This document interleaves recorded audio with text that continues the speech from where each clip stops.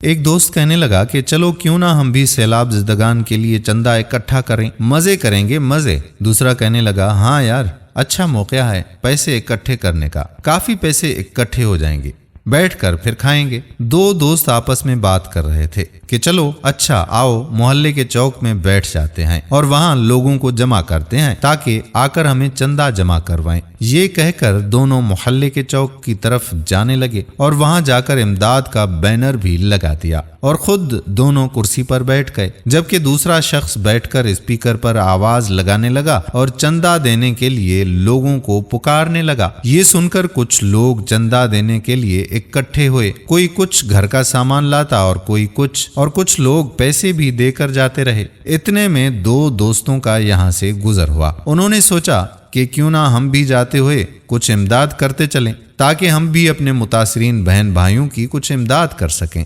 جاتے ہوئے ان میں سے ایک شخص نے ان سے کہا کہ میں آپ کی تصویر بنانا چاہتا ہوں تاکہ میں یہ باقی لوگوں کو بھی دکھا سکوں اور وہ بھی یہاں آ کر امداد میں بڑھ چڑھ کر حصہ ڈال سکیں۔ اور انہوں نے ان دونوں اشخاص کی جاتے ہوئے بہت تعریف کی کہ آپ لوگ بہت اچھا کام کر رہے ہیں جو اس مشکل وقت میں متاثرین کی مدد کے لیے آگے ہیں۔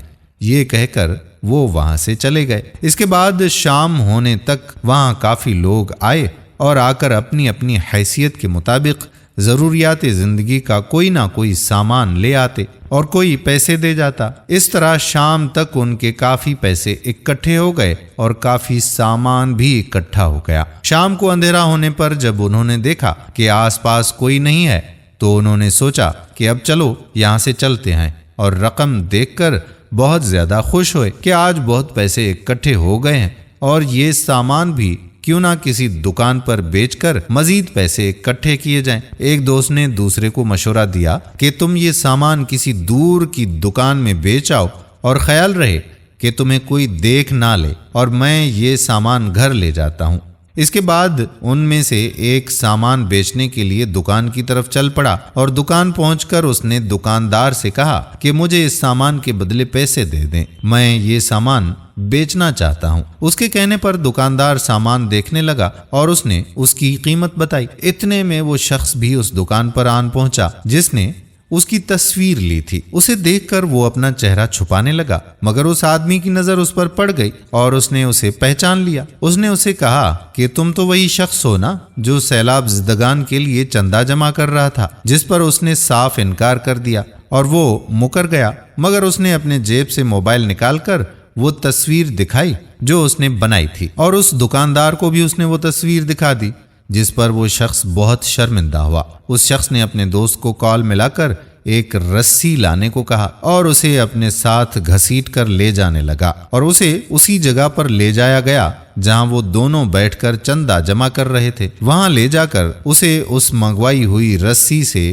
باندھنے لگا، جس پر وہ چیخ چیخ کر معافیاں مانگنے لگا اور پیسے واپس دینے کو کہنے لگا، جس پر اس شخص نے اسے کھول دیا اور اس نے انہیں اکٹھے کیے ہوئے پیسے دے دیے۔ انہوں نے اسے مار مار کر وہاں سے بھگا دیا۔ دوستو، اس مشکل وقت میں بہت سے لوگ سیلاب زدگان کی امداد کے لیے پیسے اکٹھے کر رہے ہیں، لیکن ضرورت اس امر کی ہے کہ ہم اس بات کی تصدیق کر لیں کہ آیا یہ لوگ واقعی ان تک یہ سامان پہنچا بھی رہے ہیں یا نہیں، تاکہ واقعی حقیقت میں ان کی مدد ہو سکے اور انصاف کے تقاضے کو پورا کیا جا سکے۔ اس وقت ملک میں کچھ نامور تنظیمیں یہ کام کر رہی ہیں جو ان لوگوں تک امداد کا سامان اور ان کی مدد کے لیے بے غرض ہو کر کام کر رہے ہیں۔ تو آپ بھی آگے بڑھ چڑھ کر ان تمام تنظیموں کی اور ان تمام لوگوں کی مدد کریں جو سیلاب زدگان کی مدد کر رہے ہیں۔ اللہ تعالی ہمیں اپنے ہم وطنوں کی مدد کرنے کی توفیق عطا فرمائے۔